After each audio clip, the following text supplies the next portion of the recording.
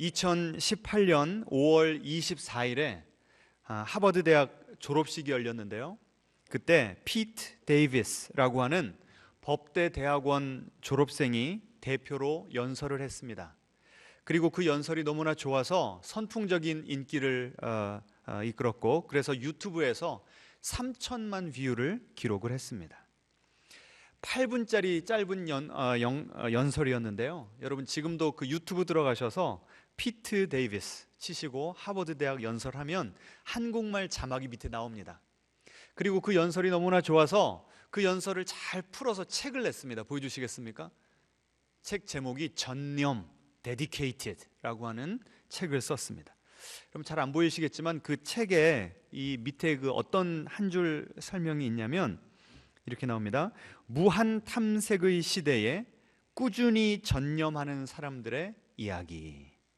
이 시대가 어떤 시대라고요? 무한 탐색하는 시대에 그 시대를 역행하는 꾸준히 무언가에 전념하는 사람들의 이야기라는 겁니다. 벌써 책이 지금 두 가지를 대조하는 것을 볼 수 있어요. 한 가지는 이 시대의 풍조입니다.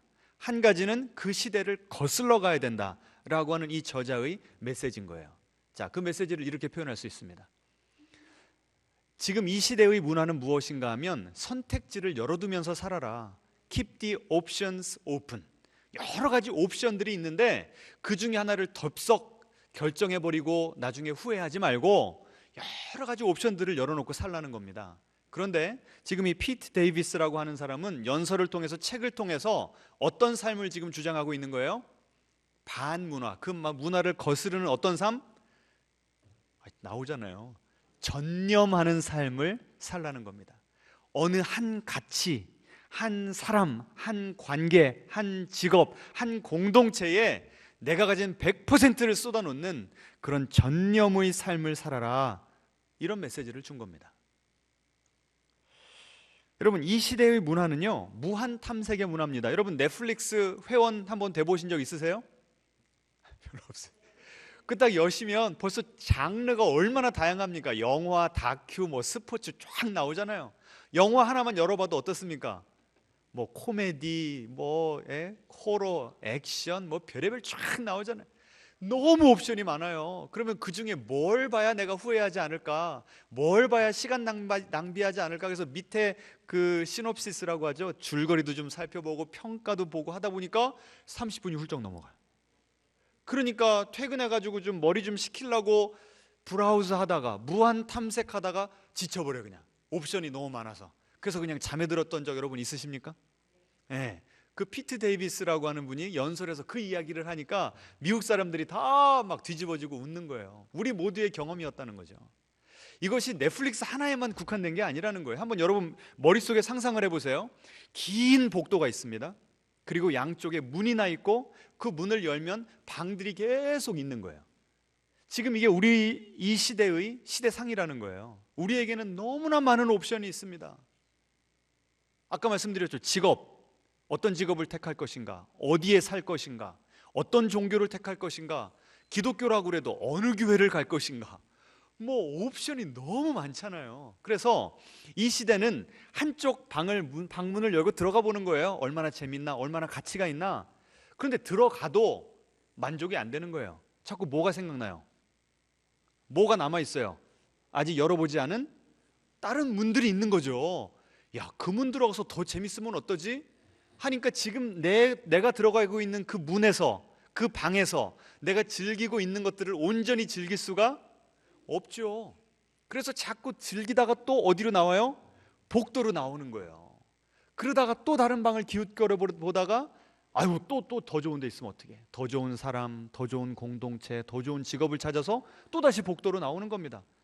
매번 복도로 나와요. 복도 나올 때마다 나의 만족도는 점점점 어때요? 더 떨어져요. 이게 이 시대의 살아가는, 많은 사람들이 살아가는 그 방식이라는 겁니다. 깊이가 없는 삶.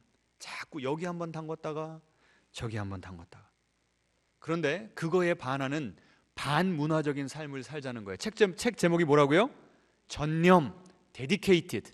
이게 무슨 뜻인가를 저자는 이렇게 말을 합니다.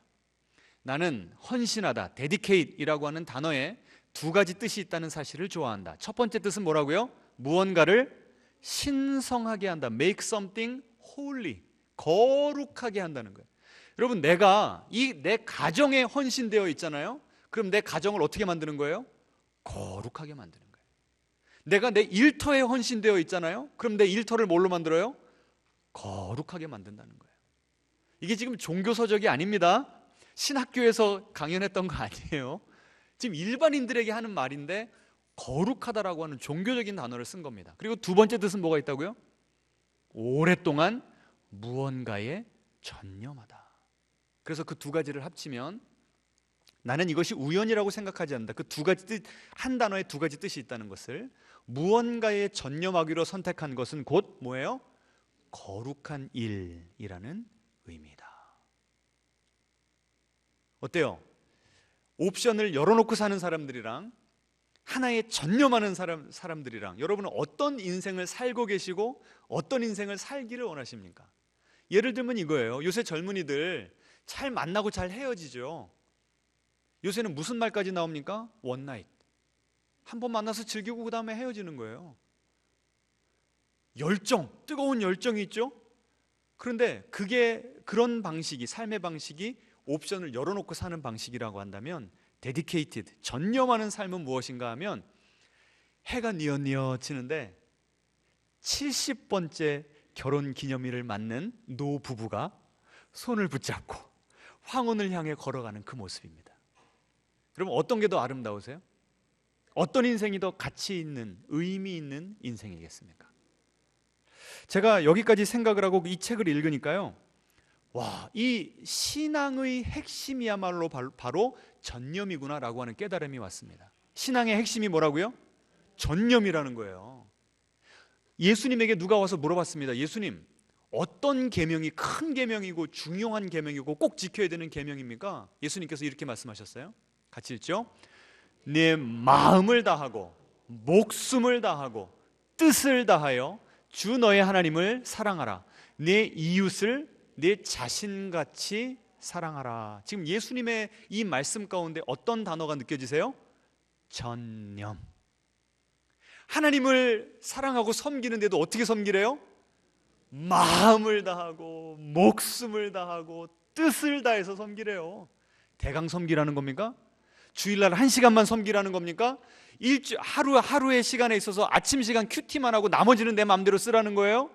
그게 아니라는 거죠. 이웃을 섬길 때도 어떻게 섬기라고요? 내 몸을 사랑하듯이, 내 자신을 사랑하듯이 이웃을 사랑하래요. 여러분 자신을 얼마나 사랑하세요? 끔찍이도 아끼죠. 여러분을 위해서는 여러분 돈이 안 아깝잖아요. 그 정도로 이웃을 어떻게 하라고요? 사랑하래요. 예수님은 하나님을 사랑하건 이웃을 사랑하건 어떻게 하래요? 전념. 온전히 헌신된 상태로 사랑하라. 이게 바로 우리 신앙생활의 핵심이라는 거예요. 앞뒤자로 인사하겠습니다. 전념하며 삽시다. 이렇게 살 때 우리의 인생이 의미 있어진다는 거죠. 이런 식으로 우리가 관계와 공동체에 헌신할 때 우리는 그 깊은 만남 가운데로, 깊은 교제의 자리로 들어갈 수가 있다는 거예요. 여러분, 가족 관계건 친구 관계건 교회에서 우리가 사람을 사귀건 간에 깊이 들어가면 그 사람의 장점만 보입니까? 단점도 보입니까? 단점도 보이죠. 내 장점만 드러납니까? 아니면 내 부족한 점도 드러날 수밖에 없어요. 드러날 수밖에 없잖아요. 그러면 서로의 부족한 점, 못마땅한 점을 보고 아유, 더 좋은 사람 있겠지, 더 좋은 교회 있겠지, 더 좋은 남편, 이렇게 하다 보면 어때요? 우리의 관계의 깊이가 점점 얕아질 수밖에 없는 거예요. 그런데 부족함에도 불구하고, 단점에도, 코드가 안 맞아도 그렇게 안 맞아도 하나님께서 나에게 맡겨주신, 하나님께서 나에게 붙여주신 인간관계이기에 내가 끝까지 한번 버텨보리라. 그러면 그때 내 인격이 개발이 되는 거예요. 내 존재가 더 묵직한 존재가 되는 거예요. 이 세상을 변화시킨 사람들, 이 세상을 조금이라도 더 살기 좋은 세상으로 만든 사람들의 전기를 잘 연구해 보시기를 바랍니다. 그들의 삶을 관통하는 특징 하나가 뭐예요? 전념. 오늘 설교 말씀 다 잊어버리셔도 이 단어 하나만 가지고 돌아가시면 돼요. 뭐라고요? 전념. 그런데요, 여러분 벌써 이 전념, 헌신 이 단어를 들으시니까 여러분 마음이 어떠세요? 무겁죠? 부담되죠? 피하고 싶죠? 그래서 저는 지난 12년 동안 여러분 헌신하십시오 이런 설교 잘 했어요, 안 했어요? 안 했어요. 그런데 벌써 1월인데 제가 헌신에 대한 설교를 몇 번 한 줄 아십니까? 하나님께서 제 마음 가운데 무언가를 좀 바꾸고 계세요. 근데 여러분 왜 이렇게 헌신을 피하는가? 실질적인 이유가 있어서 그래요. 내가 여러 가지 옵션이 있는데 하나를 덥석 물고 그쪽에 헌신을 해버리면 어때요? 만약에 다른 것들이 더 좋다면 어떻게 되는 거예요? 손해보는 거죠. 그럼 나는 후회가 되는 거죠. 또 missing out, 이 세상에서 다른 옵션을 택함으로 나에게 더 좋은 이득이 올 수 있는데 이거를 내가 잘못 선택했다면, 내가 한 선택이 최선의 선택이 아니었다면 내가 좋은 걸 놓치게 되니까, 그러니까 안절부절하고 두려워서 어느 한쪽에 온전히 내 마음을 내어주기가 어려운 거예요. 꺼려지는 거예요. 게다가 역사적으로 보면, 다 지금 이게 책에 나온 내용입니다. 역사적으로 보면 과거에는 많은 사람들이 전념하고 살았다는 거예요. 헌신하고 살았다는 거예요. 그런데 그때의 헌신은 자발적인 헌신이 아니라 강요된 헌신이었다는 거예요. 옵션이 없이 내가 선택할 수 있는 것이 아니라, 내가 여자로 태어났으니까 남자를 섬겼어야 됐고, 내가 종으로 태어났으니까 주인을 섬겼어야 됐고, 옵션이 없는 인생이었다는 거예요. 그런데 인권 운동이 활발하게 일어나고 시민혁명이 일어나고 기술이 발달하면서 우리 개개인이 이제 존중받는 세상이 왔잖아요. 요새 약간 어려워지긴 했습니다만 아직도 내가 열심히 노력하면 신분이 별로 이렇게 동의를 안 하시네요. 우리 한국 사회에 대해서 신분이 상승할 수 있는 그런 시대를 우리가 그래도 살아가고 있잖아요. 조선시대나 그 이전보다는. 그렇지 않아요? 그러다 보니까 우리가 자유케 됐다는 거예요. 전에는 옵션 자체가 없어서 할 수 없이 헌신을 하는 인생을 살아야 됐다고 한다면, 지금은 우리 앞에 놓인 옵션들이 너무 많게 됐다는 거예요. 여러분, 우리 어렸을 때 아이스크림 무슨 맛 있었어요? 기껏해야 바닐라 맛 아니었습니까? 근데 요새는 베스킨 라빈스 가면 몇 가지입니까? 31 31가지의 맛이 있는 거예요. 그 차이인 거예요, 그 차이. 그러니까 여러분 헌신하십시오. 한 가지 일에, 한 가지 관계와 공동체, 여러분의 모든 것을 쏟아부으십시오 라고 하면 마치 어디로 돌아가라고 하는 것 같아요? 과거로 회귀하라는 것 같아서 싫은 거예요. 그런데 이 피트 데이비스라고 하는 사람이 그럼에도 불구하고 왜 우리는 전념해야 되는가 한번 보여주시겠습니까? 이렇게 말합니다. 같이 읽죠. 자유는 우리 정체성의 절반밖에 채우지 못한다. 나머지 절반을 채우는 것은 헌신이다. 그러니까 지금 우리 각자에게 내가 원하는 것을 선택할 수 있는 시대가 열렸잖아요. 그래서 지금 우리에게 주어진 그 자유, 그걸 우리가 누리고 있는데, 자유만 붙잡으려고 하는 사람들은 반쪽 인생이라는 거예요. 미생을 산다는 거예요. 완생, 온전한 인생을 살려면 자유를 가지고 뭐 해야 된다고요? 그 자유로 자발적인 헌신을 해야 된다는 겁니다. 이 만해 한용운 님께서 복종이라고 하는 시에 이런 그 내용을 쓰셨습니다. 복종하고 싶은데 복종하는 것은 자유보다도 달콤합니다. 이게 딱 지금 핏 데이비스가 하는 말이에요. 뭐 하고 싶은데 복종하는 것은? 복종하고 싶은데 자발적으로 내가 기뻐서, 내가 그 대상을 너무나 좋아하고 사랑하고 그 가치를 알기 때문에 내가 헌신하는 것은 뭐보다 달콤하다고요? 자유보다 달콤하다는 거예요. 이 역설을 여러분 좀 아십니까? 그래서 이 현대인들은 자유와 헌신 사이에 갇혀 있다, 이런 말을 하는 겁니다. 우리는 이미 자유해졌고 어떤 직업을 선택할지, 누구와 결혼할지, 어디에 살지 결정할 수 있는 자유가 있는데, 그 자유를 가지고 무언가 하나에 헌신하려니까 자꾸 망설여지는 거예요. 헌신을 해야만 진정한 자유를 느끼는데 우리가 지금 위치한 곳이 어디라고요? 무엇과 무엇 사이? 자유와 헌신 사이에 지금 우리가 갈팡질팡하는 것이 우리의 현존이라는 겁니다. 자, 책이 여기까지 흘러가니까요, 그걸 보자마자 와, 이게 바로 광야에서의 이스라엘 백성들의 삶인데 하고 확 느껴지는 거예요. 보세요. 이스라엘 백성들이 430년 동안 뭐 했죠? 애굽에서 종살이를 했어요. 뭐가 없었습니까? 자유가 없었죠. 신음하고 하나님께 부르짖었더니 하나님께서 민족의 위대한 지도자 모세를 통해서 뭐 하셨어요? 출애굽시켜 주셨죠. 더 이상 노예가 아니라 자유인으로 하나님께서 해방시켜 주신 거예요. 그러면 그들을 구원하신 하나님, 그들의 신음소리에 응답하신 그 하나님께 이 이스라엘 백성들은 뭐 해야 맞았습니까? 헌신해야죠. 전념해야죠. 그런데 이스라엘 백성들이 그걸 하기가 싫은 거예요. 꺼려지는 거예요. 그래서 광야에서의 그 40년, 광야라고 하는 장소 40년이라고 하는 기간 동안 이스라엘 백성들은 뭐와 뭐 사이에 있었던 거예요? 자유와 헌신 사이에 있었던 거예요. 혹시 우리가 지금 그렇게 살아가고 있지 않습니까? 예수님의 십자가 은혜로 우리는 죄와 죽음에서 자유케 되었습니다. 아멘이십니까? 앞뒤자로 인사하겠습니다. 예수님의 피가 우리를 죄와 죽음의 권세에서 자유케 했습니다.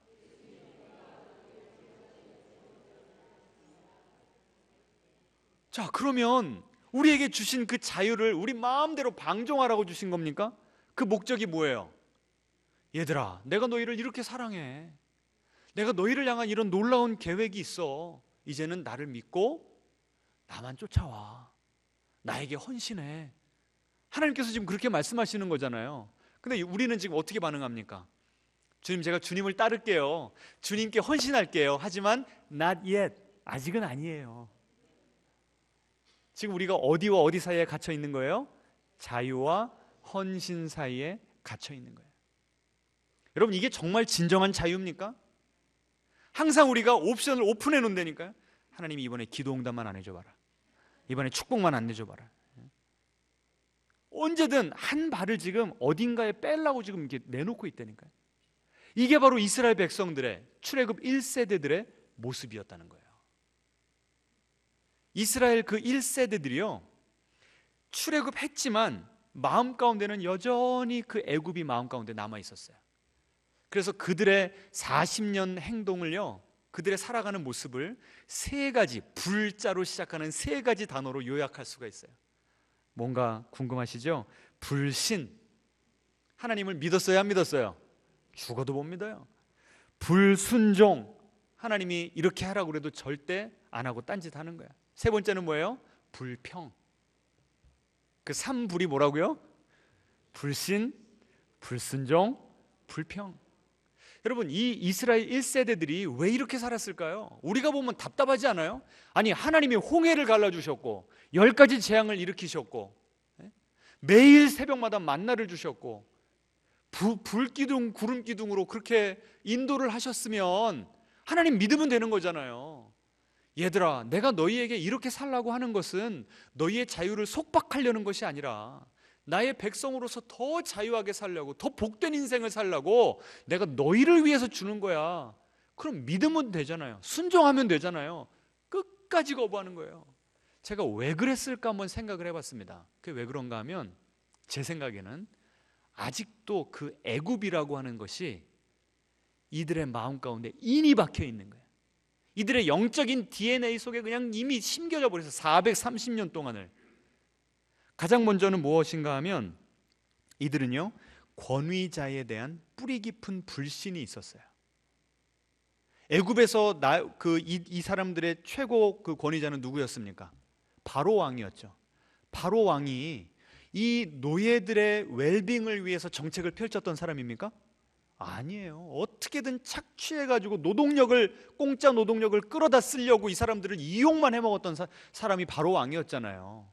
그러니까 하나님이 그 강한 손으로 그들을 구원해 주셨음에도 불구하고, 그렇게 사랑을 베풀어 주셨음에도 불구하고 하나님을 아직도 뭐 하는 거예요? 믿지를 못하는 거예요. 입술로는 주님 찬양합니다, 주님 신뢰합니다 해도 내 마음 깊은 곳에는 하나님이 또 언제 나를 배반하고 나를 이용해 먹을지 몰라. 뿌리 깊은 불신. 지금 잘 들으시면서요, 이게 이스라엘의 이야기에만 국한이 됐는가? 아니면 이게 지금 내 말인가? 이걸 잘 좀 보셔야 돼요. 두 번째는요, 430년 동안 노예를 하니까요, 내가 무언가에 온전히 헌신해 본 적이 없는 겁니다. 보세요. 만약에 내가 노예 생활을 성실하게 만약에 5년이나 10년을 행하면 애굽에서 자유인으로 살 수 있다는 약속, 그 법령이 통과됐다고 칩시다. 그럼 이스라엘 백성들이 열심히 일했을까요? 아니면 대강 살았을까요?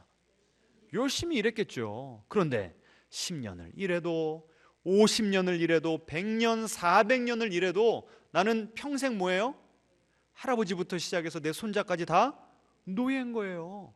그러니 열심히 살 필요가 없는 거죠. 그저 뭐만 피하면 돼요? 채찍만 피하면 되니까 눈치 보면서 적당히 살아가는 게 내 몸에 그냥 인이 배겨버린 거예요. 게다가 억지 순종에 대해서 아주 지긋지긋하게 시달리게 된 겁니다. 내가 자발적으로 누군가의 순종을 해본 적이 없는 거예요. 그러니 순종이라고 하는 단어만 들으면 알러지 반응을 일으키는 겁니다. 피하고 싶은 거예요. 여러분, 이스라엘 백성들이 좀 손가락질이 갑니까? 아니면 이해가 됩니까? 이해가 되죠. 그래서요, 하나님께서는 이스라엘 백성들에게 하신 일이 있습니다. PPT 보여주세요. 자, 애굽에서는 하나님께서 어떤 일을 행하셨는가? 이 부득불 이 영어 표현 때문에 제가 영어로 썼습니다. Getting his people out of Egypt. 하나님은 애굽에서 이 종살이 하던 사람들을 애굽으로부터 끌어내 주신 거예요. 그래서 자유를 주셨습니다. 그런데 여전히 그 속에 뭐가 있어요? 애굽이 아직까지 인이 박혀 있는 거예요. 그래서 광야에서 하나님께서 하신 일이 무엇이었는가? Getting Egypt out of his people. 하나님의 백성들 안에 있는 이집트를 뭐 하셨다고요?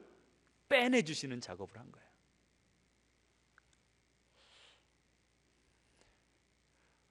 너희들은 나를 신뢰할 수 있다는 거예요. 나만 바라보라는 거예요. 그러면서 뭘 요구하시는 겁니까? 헌신을 요구하시는 거예요. 얘들아, 내가 이렇게 너희들에게 잘해주는데 아직도 나를 그렇게 못 믿겠냐? 내가 지금 너희들을 위해서 이 약속의 땅을 다 계획해 놓고 너희를 그쪽으로 인도하고 있는데 너희는 왜 너희들의 뜻대로 살려고 하고 너희들의 꿈만 이루려고 그렇게 애를 쓰면서 나를 거부하느냐? 하나님이 막 애가 타시는 거예요. 그걸 몇 년 동안 하셨다고요? 40년 동안 그 노예 근성, 그 애굽에서 있었을 때 그들의 삶의 태도와 가치관과 살아가는 모습을 빼내시려고 그렇게 애를 쓰신 거예요. 그런데 이 인이 얼마나 깊게 박혔던지 출애굽 1세대는 끝까지 하나님을 신뢰하지 않았어요. 3불이 뭐라고요? 불신, 불순종, 불평. 이게 출애굽 1세대들의 삶의 모습이었습니다. 그래서 하나님은 그래, 너희들이 그런 인생을 원하니? 자유와 헌신 사이에 끝까지 갈팡질팡하면서 그렇게 살아갈래? 그러면 너희 뜻이 이루어질지라. 그래서 다 어디서 죽었어요? 약속의 땅을 밟아보지 못하고 광야에서 죽은 거예요. 결국 하나님께 뭐 하지 못해서? 전념, 헌신하지 못해서. 그런데 하나님은요, 이스라엘 백성을 포기하지 않으셨습니다. 1세대들은 죽었어도 누가 남았어요? 2세대들이 남았잖아요. 하나님은 결코 포기하지 않으세요. 여러분도 포기하지 않으십니다. 여러분이 아무리 고래심줄같이 불신, 불순종, 불평하더라도 여러분을 하나님의 백성으로 만들어 가시려고 지금도 여러분의 마음 가운데 있는 애굽을 꺼내고 계심을 믿으시기 바랍니다. 그래서 놀라운 일이 벌어진 거예요. 하나님이, 우리가 지난주에 살펴봤죠. 하나님이 요단강 물을 딱 가로막으시고 마른 땅을 건너가게 하셨습니다. 놀라운 기적이에요. 그런데 그 기적이 일어나기 전에 이미 기적이 일어나고 있었어요. 어떤 기적이었을까요? 이스라엘 백성들이 40년의 광야 생활을 끝나고 이제 약속의 땅에 들어가게 하신다고 해서 막 흥분된 상태로 갔는데, 기대가 되었는데 앞에 뭐가 가로막고 있었다고요? 넘실대는, 범람하는 요단강이 가로막고 있었잖아요. 만약에 1세대가 그 상태로 그 앞에 섰다면 뭐 했을 거예요? 불신, 불순종, 불평했을 텐데. 이 세대들은 어떻게 했어요? 하나님을 믿었어요.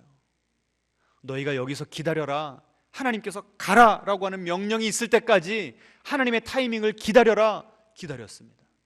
너희 자신을 성결하게 하라, 성결하게 했습니다. 제사장들 먼저 발을 디뎌라, 발을 담궜어요. 모두가 일사불란하게 하나님의 말씀에 집중되어서 전념되어서 같이 순종하는 모습을 보여줍니다. 요단강이 갈라지기 전에 이 강팍했던 이스라엘 마음 가운데서 애굽이 다 뽑아져 나온 이것이 먼저 일어난 기적임을 믿으시기 바랍니다. 우리 마음 가운데 주님께서 이런 기적을 일으키고 계세요. 왜 한 달의 특세가 필요한가? 한 주만 해서는 이게 안 뽑혀져요. 이스라엘 백성들이 몇 년 걸렸다고요? 40년 걸렸어요. 40년. 그걸 우리는 지금 한 달에 지금 이 농축해가지고 뽑아내야 되니 하나님도 얼마나 힘드시겠어요. 여러분도 얼마나 힘드시고.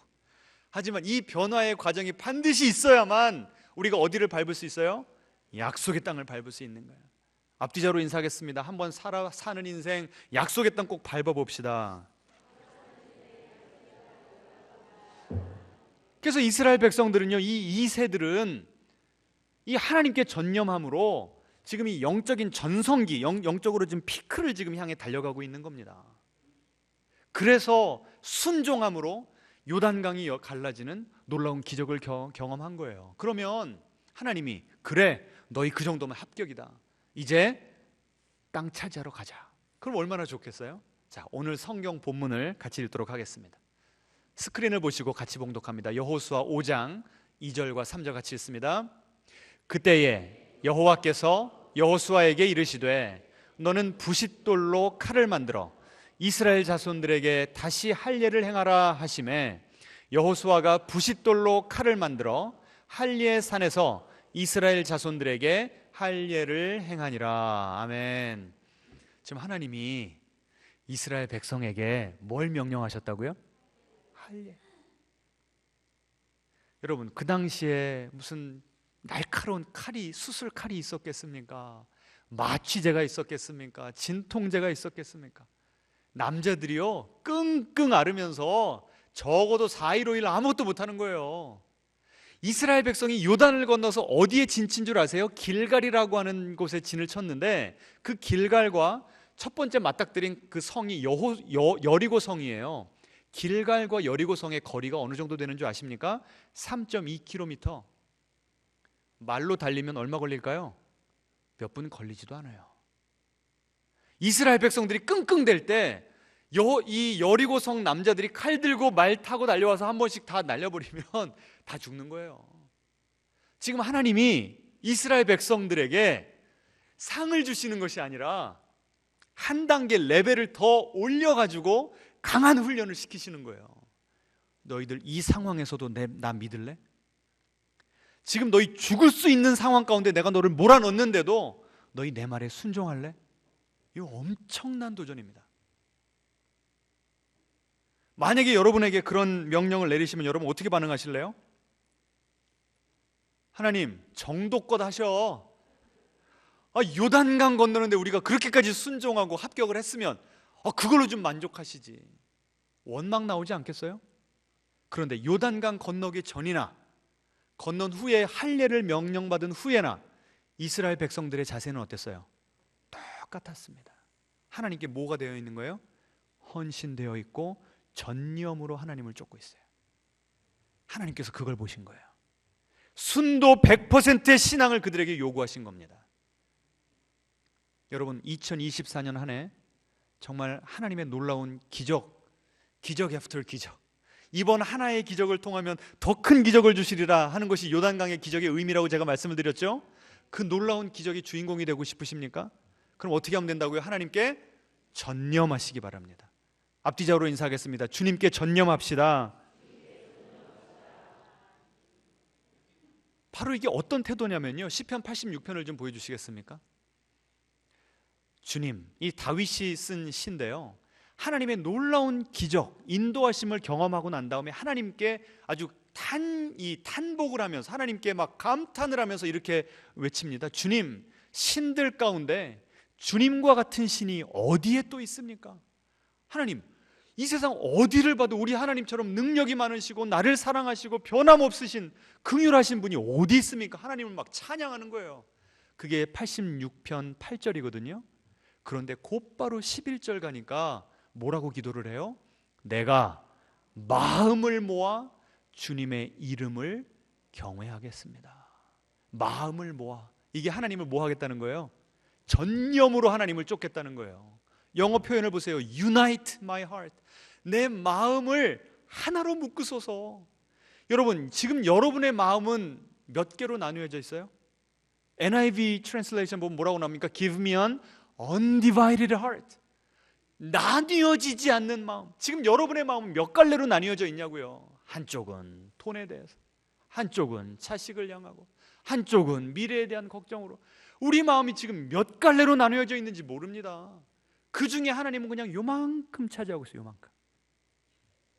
그런데 지금 다윗은 어떤 기도를 하고 있다고요? 하나님, 나의 마음을 하나로 묶어주십시오. 나뉘어지지 않는 그 하나된 마음으로 오로지 주님만을 섬기고 사랑하고 따르게 하소서. 지금 이스라엘 백성들이 이 마음의 태도를 가지고 하나님을 바라보기를 원하시는 거예요. 하나님께서 여러분에게, 우리 봉신교회 성도님들에게 이 마음을 가지고 2024년을 살라고 말씀하시는 거예요.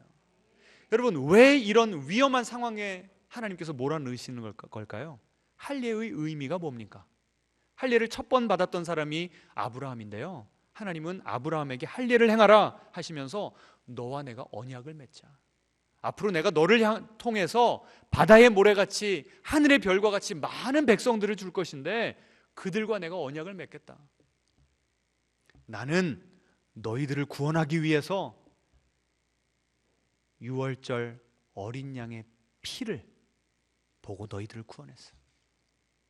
내가 그렇게 너희들을 위해서 피를 많이 흘렸다면, 너희들은 나를 믿는다면, 나에게 전념되어 있다면 그 남자들의 생식기에 포피를 자름으로, 그 피를 흘림으로, 그 상대적으로 적은 고통을 감내함으로 내가 정말 하나님을 의지하고 있다는 것을 보여줘라.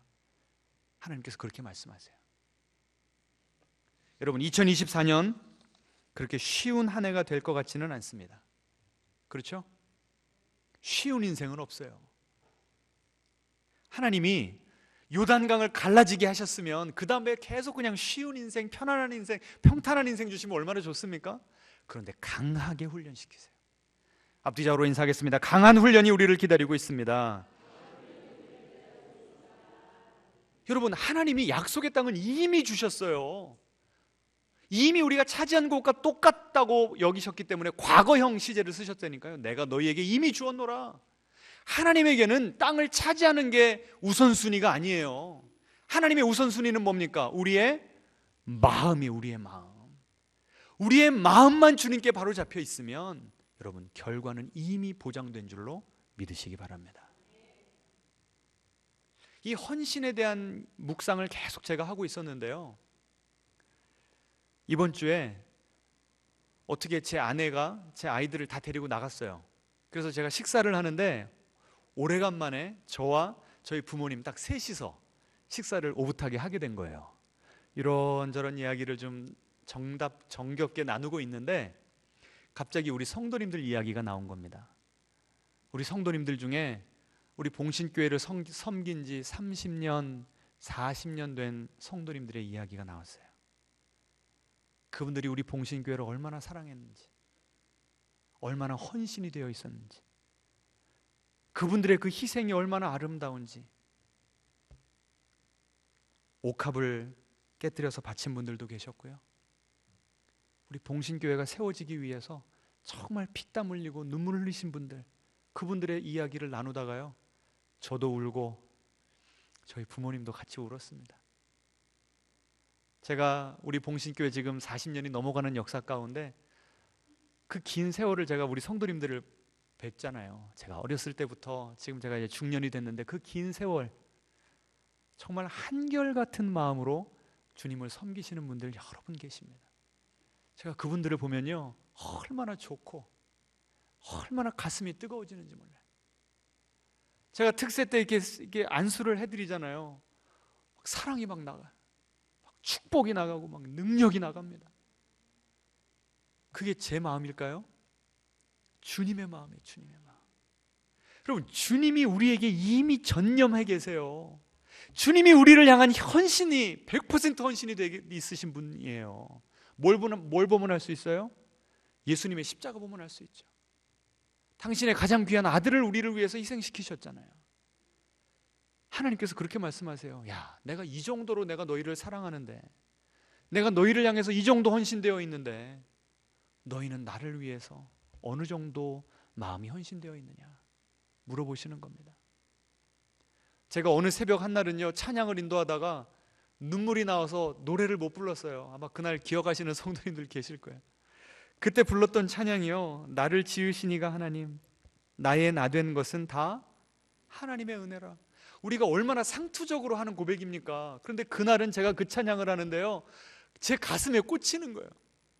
얼마나 그게 저의 삶의 고백인지 막 눈물이 그때부터 나오기를 시작하더라고요. 그리고 그 다음에 불렀던 찬양이 나의 평생에 가장 복된 일은 내가 예수님을 만난 것이라.